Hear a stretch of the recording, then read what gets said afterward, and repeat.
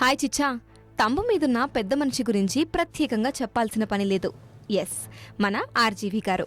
ఈ మధ్యే ఆర్జీవి గారు మన రా టాక్స్ వంశీకి ఇంటర్వ్యూ ఇచ్చాడు. వంశీ కురపాటి తెలుసు కదా, తెలుగు డిజిటల్ ప్లాట్ఫామ్స్లో ట్రెండ్ అవుతున్న సక్సెస్ఫుల్ ఆంటర్ప్రెన్యూర్. ఈ వీడియోలో వంశీ ఫిల్మ్ స్కూల్స్ వల్ల ఉపయోగం ఉంటుందా అని అడిగాడు. దానికి వర్మ గారు తన స్టైల్లో సమాధానం ఇవ్వకపోవడమే కాకుండా ఎంతో మంది ఫిల్మ్ మేకింగ్ పీపుల్కి కళ్ళు కూడా తెరిపించాడు. ఫిలిం స్కూల్స్ నుంచి ఏం నేర్చుకుంటారు బ్రో? అదేమన్నా ఏబిసిడీలు నేర్పే ఎలిమెంటరీనా?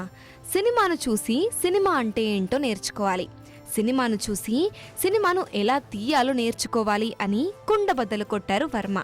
సినిమా స్కూల్స్కి వెళ్తే కనీసం టెక్నికల్ నాలెడ్జ్ అయినా నేర్చుకోవచ్చు కదా అని వంశీ అడిగితే వర్మ గారు అన్నారు, నువ్వు ఎడిటింగ్లో గ్రేట్ స్కిల్ నేర్చుకుంటావు, కానీ సినిమా వరకొస్తే ఎవడో ఏమీ తెలియని డైరెక్టర్ చెప్పిందే చేయాలి.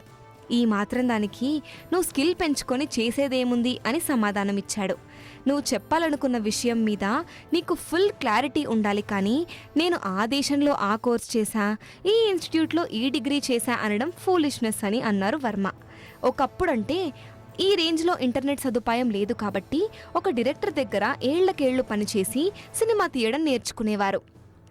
ఇప్పుడు ఆ అవసరం లేదు అని అన్నారు వర్మ. ఫిలిం స్కూల్లో ఎప్పుడో ఎవడో తీసిన సినిమాను చూపిస్తూ క్లాస్ చెప్తూ ఉంటారు. అలా కాకుండా పుష్పను చూపించి క్లాస్ చెప్పాలి, యానిమల్ సినిమాను చూపించి ఫిలిం మేకింగ్ గురించి థియరీ చెప్పాలి అని అన్నారు వర్మ. సినిమాను ఇలానే తీయాలి అని రూల్ ఏం లేదు అని చాలామంది దర్శకులు ప్రూవ్ చేశారు. అలాంటప్పుడు సినిమాను ఇలాగే తీయాలి అనే కోర్సులు ఇంకా సిలబస్గా పట్టుకోవడం చాలా కామెడీ అన్నట్టు వర్మ అన్నారు. ఒకడి సలహాతో సినిమాను తీయడం అనేది పెద్ద క్రైమ్ అన్నట్టు వర్మ తేల్చి చెప్పారు. వర్మ గారు చెప్పిన ప్రతి మాట ఈ వీడియోలో చాలా సాటిస్ఫై అనిపిస్తోంది. వీడియో లింక్ డిస్క్రిప్షన్లో పెట్టాను, చూసేయండి. అండ్ ఒకప్పుడు తెలుగు డిజిటల్ ప్లాట్ఫామ్లో టీఎన్ఆర్ గారు ఉండేవారు. ఇప్పుడు ఆ ప్లేస్ని వంశీ రీప్లేస్ చేశాడు అనడంలో నో డౌట్ చిచ్చా. మన వీడియోస్ ఎప్పటికప్పుడు మీరు చూడాలంటే హాయ్ చిచ్చా ఛానల్ని సబ్స్క్రైబ్ చేసేయండి.